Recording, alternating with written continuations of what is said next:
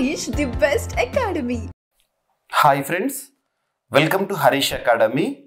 ఈరోజు వార్తలు నిలిచిన జాతీయ, అంతర్జాతీయ, రాష్ట్రీయ అంశాల గురించి, వార్తలు నిలిచిన వ్యక్తులు, అవార్డులు, పుస్తకాలు, మరి క్రీడా సంబంధిత సమాచారం, ఒక్కొక్క అంశాన్ని వివరంగా తెలుసుకుందాం.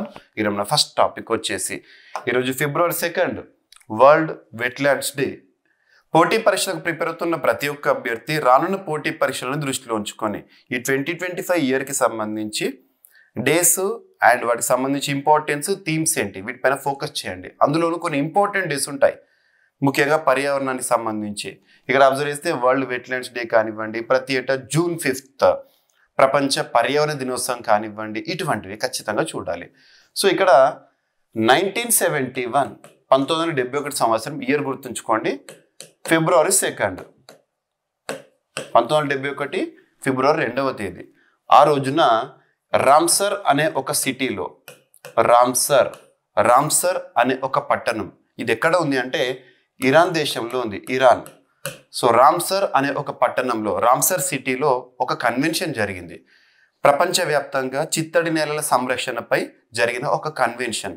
అంతటి ప్రాముఖ్యత ఉన్న కన్వెన్షన్ జరిగిన ఆ తేదీ ఏదైతే ఉంటుందో ఆ తేదీని ప్రతి ఏటా కూడా వరల్డ్ వెట్లాండ్స్ డేగా మనం గుర్తించడం జరిగింది, జరుపుకుంటాం. ప్రపంచ చిత్తడి నేలల దినోత్సవం. మరి ఎవ్రీ ఇయర్ కూడా దీనికి సంబంధించి ఒక థీమ్ అనేది చూస్తూ ఉంటాము. మరి 2025 సంవత్సరానికి సంబంధించి ప్రపంచ చిత్తడి నేలల దినోత్సవం యొక్క థీమ్ ఏంటి అంటారు, గుర్తుంచుకోండి. Protecting wetlands for our common future. Protecting wetlands for our common future అనేది ఈ సంవత్సరం ఇవ్వబడిన థీమ్. థీమ్స్ని ఎప్పుడైనా ఇంగ్లీష్లోనే గుర్తుపెట్టుకోండి, దాన్ని ట్రాన్స్లేట్ చేయకండి. ఎగ్జామినేషన్లో ట్రాన్స్లేషన్ ఎర్రర్స్ అనేవి మనం చూస్తున్నాం క్వశ్చన్ పేపర్స్లో. కాబట్టి థీమ్స్ ఇటువంటివి ఏవైతే ఉంటాయో, బుక్స్ అండ్ ఆథర్స్, అటువంటివి ఖచ్చితంగా మనం ఇంగ్లీష్లోనే చూడాలంటే ఇంగ్లీష్లోనే కాదు, ఏ లాంగ్వేజ్లో ఉంటే ఆ లాంగ్వేజ్లో గుర్తుపెట్టుకోవాలి. ఓకేనా? అండ్ నిన్నటి క్లాస్లో మీకు ఒక అప్డేట్ చెప్పాను. భారతదేశంలో కొత్తగా గుర్తించబడిన 4 చిత్తడి నేలలు, వీటి చేరికతో భారతదేశంలో చిత్తడి నేలల సంఖ్య 85 నుండి 89కి చేరింది. ఆ 4 కూడా గుర్తుపెట్టుకోండి. హైయెస్ట్ రామ్సర్ వెట్లాండ్స్ ఏవైతే ఉంటాయో ఏ రాష్ట్రం అంట? తమిళనాడు. సో చిత్తడి నేలలు, రామ్సర్ సైట్స్ ఇక్కడ గుర్తుంచుకోండి. భారతదేశంలో చిత్తడి నేలలు చాలా ఉన్నాయి, కానీ రామ్సర్ సైట్స్, రామ్సర్ చిత్తడి నేలలు మాత్రం 89 ఉన్నాయి. ఈ పాయింట్ గుర్తుపెట్టుకోండి. ఓకేనా? And budget. దేశంలోనే అత్యున్నత చట్టం మన రాజ్యాంగం. రాజ్యాంగంలోని 5వ భాగంలో article 112, article 112 annual financial statement అని చెప్పేసి రాసి ఉంటుంది. వార్షిక ఆర్థిక నివేదిక అంటే మనం చూసే, ఎవ్రీ ఇయర్ చూసే బడ్జెట్. బడ్జెట్ అనే పదము రాజ్యాంగంలో ఎక్కడ కూడా లేదు, కానీ మన వాడుక భాషలో ఆ ఫ్రెంచ్ వర్డ్ని మనం చూస్తూ ఉంటాము. సో ఇక్కడ నిన్నటి రోజున వార్షిక బడ్జెట్ని కేంద్ర ఆర్థిక వ్యవహారాల శాఖ మంత్రి నిర్మలా సీతారామన్ గారు పార్లమెంట్ ముందు ఉంచారు. మరి బడ్జెట్లో హైలైట్స్ ఏవైతే ఉంటాయో అవి ఇక్కడ మనం చూద్దాము. బడ్జెట్ గురించి మీరు సమగ్రంగా నేర్చుకోవాలి, ఎక్స్క్లూజివ్గా నేర్చుకోవాలి. సో ఇక్కడ ఇండికేటివ్గా మీకు ఇక్కడ ఇన్ఫర్మేషన్ ఇస్తున్నాను, చూడండి. ఈ సంవత్సరం ప్రవేశపెట్టబడిన బడ్జెట్ ఏదైతే ఉంటుందో 2025-2026 ఆర్థిక సంవత్సరాన్ని ఉద్దేశించిన 6 రంగాల్లో పరివర్తనాత్మక సంస్కరణలపై ఉద్దేశించింది. 6 రంగాలు ఏంటంటే పన్నులు, ఆర్థిక రంగం, విద్యుత్ రంగం, పట్టణాభివృద్ధి, మైనింగ్, రెగ్యులేటరీ సంస్కరణలు. మరి ఈ సంవత్సరం ప్రవేశపెట్టబడిన వార్షిక బడ్జెట్ ఎంత అంటే 50,65,345 కోట్ల రూపాయలు. మరి ఇక్కడ అబ్జర్వ్ చేస్తే ఒక్కొక్క రంగాల వారీగా కేటాయింపు చూస్తే రక్షణ రంగానికి 4,91,732 కోట్ల రూపాయలు కేటాయించారు. రూరల్ డెవలప్మెంట్, గ్రామీణాభివృద్ధి కోసం 2,66,817 కోట్ల రూపాయలు. హోమ్ అఫైర్స్కి 2,33,211 కోట్ల రూపాయలు. అగ్రికల్చర్ అండ్ అలైడ్ యాక్టివిటీస్ కోసం 1,71,437 crore రూపీస్. ఎడ్యుకేషన్, విద్యా రంగానికి 1,28,650 కోట్ల రూపాయలు. హెల్త్, ఆరోగ్య రంగానికి 98,311 కోట్ల రూపాయలు. అర్బన్ డెవలప్మెంట్కి 96,777 కోట్ల రూపాయలు. ఐటీ అండ్ టెలికాం రంగానికి 95,298 కోట్ల రూపాయలు. ఎనర్జీ సెక్టార్కి 81,174 కోట్ల రూపాయలు. కామర్స్ అండ్ ఇండస్ట్రీకి 65,553 కోట్ల రూపాయలు. సోషల్ వెల్ఫేర్కి 60,052 కోట్ల రూపాయలు, సైంటిఫిక్ డిపార్ట్మెంట్స్కి 55,679 కోట్ల రూపాయలు.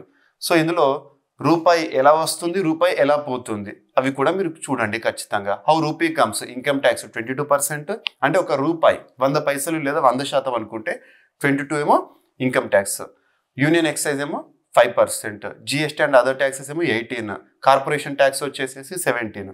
అంటే ఒక రూపాయిలో 17% కార్పొరేషన్ ట్యాక్స్ రూపంలో వస్తుంది అన్నట్టు. And customs 4%, non debt capital receipts 1%, non tax receipts 9%, borrowing and other liabilities 24%. మరి ఎలా పోతుంది, రూపాయి ఎలా ఖర్చు అవుతుంది అబ్జర్వ్ చేస్తే పెన్షన్స్కి 4%, ఇంట్రెస్ట్ పేమెంట్స్కి 20%, అండ్ సెంట్రల్ స్కీమ్ ఏవైతే ఉంటే 16%, major subsidies 6%, and defence 8%, states share of taxes and duties 22%, finance commission and other transfers 8%, centrally sponsored schemes 8%, other expenditure 8%. So రూపాయి రాక రూపాయి పోక అంటాము, గుర్తుపెట్టుకోండి. సో ఇది ఇండికేటివ్. మనం ఈ బడ్జెట్లో ఏ పథకాలు, నూతన పథకాల గురించి ప్రస్తావించారు అవన్నీ కూడా చూడాల్సి ఉంటుంది. ఓకేనా. And next BRICS. సో బ్రిక్స్కి సంబంధించిన ఒక సదస్సు భారతదేశం ఆతిథ్యంలో భారతదేశం వేదికగా మార్చ్ 3 నుండి 7వ తేదీ వరకు 2025 మార్చ్ 3 to 7 వరకు జరగబోతోంది. సో బ్రిక్స్కి సంబంధించిన ఏ సదస్సు అంటే youth council entrepreneurship working group meeting. Youth council entrepreneurship working group meeting, BRICS meeting, అంతర్జాతీయ సదస్సుకి భారతదేశం వేదిక కాబోతోంది, ఇండియా హోస్ట్గా ఉండబోతోంది. ఏదైనా సదస్సులకు సంబంధించి మనం చూసినప్పుడు ఎక్కడ జరగబోతోంది, దాని థీమ్ ఏంటో చూడాలి. సో ఈ సదస్సు యొక్క థీమ్ ఏంటి, youth entrepreneurship for sustainable growth అనేది theme. Department of youth affairs వారు ఈ సదస్సును నిర్వహించబోతున్నారు. సో అంతర్జాతీయ సదస్సు. మరి దేనిపైన ఫోకస్ చేస్తుంది ఈ సదస్సు అంటే building a framework for young entrepreneurs across the BRICS countries. So BRICS దేశాలు ఏవైతే ఉంటాయో అందులో యంగ్ ఎంటర్ప్రీనర్స్ని ప్రోత్సహించడం కోసం ఉద్దేశించబడిన ఒక అంతర్జాతీయ సదస్సు, గుర్తుపెట్టుకోండి. And centre approves 3,027 crore rupees for disaster mitigation projects across the states.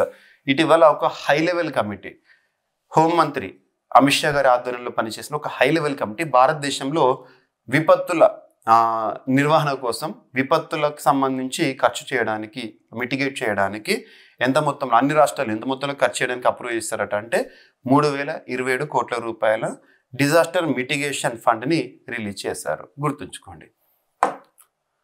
And Niger becomes first African country. Africa ఖండంలోనే మొట్టమొదటి దేశంగా నైగర్ వార్తలోకి వచ్చింది. దేని విషయంలో మొట్టమొదటి కంట్రీగా అంటే first to eliminate river blindness ఒక వ్యాధిని నిర్మూలించిన మొట్టమొదటి ఆఫ్రికా దేశంగా నైగర్ వార్తల్లోకి వచ్చింది. నైగర్ ఎవరు ప్రకటించారో WHO World Health Organization Geneva Switzerland కేంద్రంగా పనిచేస్తోంది. ప్రస్తుతం చీఫ్గా టెడ్రస్ అదనం గారు విధులు నిర్వర్తిస్తున్నారు. 1948లో ఏర్పాటైన WHO ప్రపంచవ్యాప్తంగా వ్యాధులకు సంబంధించి నియంత్రణ చేయడం కానివ్వండి, ఎమర్జెన్సీస్ ప్రకటించడం కానివ్వండి, కట్టడి చేయడం కానివ్వండి, ప్రపంచ దేశాలకు సూచించడం కానివ్వండి చేస్తూ ఉంటుంది. ఇటీవల WHO నుండి అమెరికా ఎగ్జిట్ అని చెప్పేసి కూడా మనం చూసాము. సో ఇవన్నీ కూడా ఇంపార్టెంట్. సో WHO గుర్తించింది నైగర్ని ఫస్ట్ ఆఫ్రికన్ కంట్రీగా to eliminate river blindness. So యాక్చువల్గా రివర్ బ్లైండ్నెస్ ఏదైతే ఉంటుందో దాన్ని ఏమని పిలుస్తామంటే ఆంకోసెర్కియాసిస్ అంటాము. దీనికి కాజిటివ్ ఏజెంట్ ఏంటంటే ఒక వామ్, పారాసైటిక్ వామ్, ఆంకోసెర్కా వాల్వులస్ అనే ఒక జీవి, ఒక కీటకం వల్ల ఆ వ్యాధి అనేది రావడం జరుగుతుంది, గుర్తుంచుకోండి. ఇటీవల కాలంలో ఏ వ్యాధులకు ఏ దేశాలు అడుకట్ట పలికాయి, ఇటువంటి మనకు ఇంపార్టెంట్ ఎగ్జామినేషన్ పాయింట్ ఆఫ్ వ్యూలో. అండ్ స్వరైల్ అనే ఒక యాప్ వార్తల్లోకి వచ్చింది. స్వరైల్ ఇది ఒక సూపర్ యాప్, రైల్వేస్కి సంబంధించి అన్ని సేవలను అందించే ఒక app. So SwaRail Indian railways వారు ఇంట్రొడ్యూస్ చేశారు ఒక super app. The super app provides smarter, simpler and more efficient access to Indian railway services, గుర్తుంచుకోండి. ఇక ఇండియా సొంత జనరేటివ్ AI మోడల్ అనేది ఇటీవల వార్తల్లోకి వచ్చింది. మనం ChatGPT ప్రపంచవ్యాప్తంగా చూస్తున్నాం. ఇటీవల చైనాకి సంబంధించి సొంత ChatGPT కానివ్వండి, ఇవన్నీ కూడా మనం చూస్తున్నాము. సో ChatGPT, DeepSeek R1 అంటే చైనాకి సంబంధించింది రీసెంట్గా. వాటికి ధీటుగా ఆర్టిఫిషియల్ ఇంటెలిజెన్స్ మిషన్లో భాగంగా త్వరలో మన దేశం కూడా సొంత జనరేటివ్ కృత్రిమ మేధ మోడల్ను అభివృద్ధి చేయనుందని భువనేశ్వర్లో జరిగిన ఉత్కర్ష్ ఒడిషా సమావేశంలో ministry of electronics and IT శాఖ మంత్రి అశ్విని కుమార్ వైష్ణవ్ గారు ప్రకటించారు. ఇండియా ఏఐ సూపర్ సామర్థ్యంతో మన దేశంలోని భాషా సాంస్కృతిక వైవిధ్యాన్ని దృష్టిలో పెట్టుకొని అతి తక్కువ ఖర్చుతో ఏ మోడల్ను రూపొందించనున్నారంట. గుర్తుంచుకోండి, ఓకేనా. రాను రోజుల్లో మనం చూడబోతున్నాం ఇండియా ఏఐ మిషన్ పేరిట 2029 వరకు 10,371 కోట్ల రూపాయలు కేటాయిస్తూ కేంద్ర ప్రభుత్వం 2024లోనే నిర్ణయం తీసుకుంది, ఆమోద ముద్ర వేసింది. గుర్తుపెట్టుకోండి, ప్రస్తుతం ప్రపంచాన్ని నడిపిస్తుంది కృత్రిమ మీద, కాబట్టి మనకు కూడా ఓన్ ట్యాక్స్ రెవెన్యూ వసూల్లో తెలంగాణ టాప్లో ఉంది అని చెప్పేసి ఇటీవల విడుదలైన ఆర్థిక సర్వే 2024-25 గణాంకాలు వెల్లడిస్తున్నాయి. ఆర్థిక సంవత్సరంలో ఓటాన్ ట్యాక్స్ రెవెన్యూ సొంత పన్ను ఆదాయం ద్వారా అత్యధిక రాబడి సాధించిన రాష్ట్రాల్లో తెలంగాణ మొదటి స్థానంలో నిలిచిందంట. 15 రాష్ట్రాల్లో 88%తో తెలంగాణ టాప్లో ఉన్నట్లు కేంద్రం వెల్లడించింది. రీసెంట్గా కేంద్ర ఆర్థిక శాఖ మంత్రి నిర్మలా సీతారామన్ ప్రవేశపెట్టిన ఆర్థిక సర్వే పలు అంశాలు ప్రస్తావించింది. మొత్తం పన్ను వసూళ్లలో 88% సొంత పన్నులతో తెలంగాణ మొదటి స్థానంలో నిలవగా కర్ణాటక, హర్యానా రాష్ట్రాలు 86%తో తర్వాతి స్థానాల్లో ఉన్నాయి.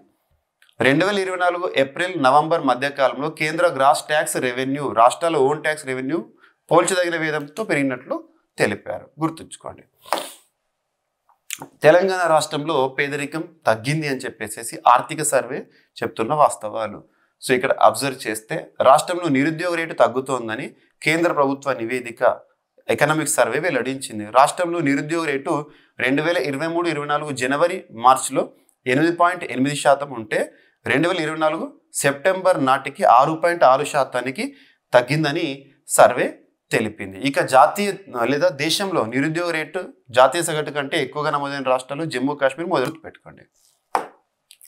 సో వార్తలు నిలిచిన వ్యక్తి ఒక క్రీడాకారుడు వృద్ధిమాన్ సాహా. భారత క్రికెట్కి సంబంధించి వికెట్ కీపర్గా గుర్తించాడు. ఒక బ్యాట్స్మెన్గా కూడా తనకంటూ ప్రత్యేక గుర్తింపు పొందిన వృద్ధిమాన్ సాహా ఇక అన్ని ఫార్మాట్ల నుండి అంతర్జాతీయ క్రికెట్కు వీడుకోలు పలుకుతూ వార్తల్లోకి వచ్చారు. వృద్ధిమాన్ సాహా ఏ రంగానికి సంబంధించి? క్రీడా రంగానికి సంబంధించి. ఏ క్రీడకి సంబంధించి? క్రికెట్కి సంబంధించి. సో తను క్రికెట్లో అందించిన సేవలు ఏంటంటే ముఖ్యంగా వికెట్ కీపర్, బ్యాట్స్మెన్. గుర్తుంచుకోండి, రిటైర్మెంట్తో వార్తల్లోకి వచ్చాడు. సో ఈరోజు అంశాలను ర్యాపిడ్గా చూస్తే February 2 world wetlands day theme గుర్తుంచుకోండి. అండ్ బడ్జెట్, సో బడ్జెట్ సంబంధించి important points. And bricks youth council entrepreneurship working group meeting అనేది వార్తల్లోకి వచ్చింది.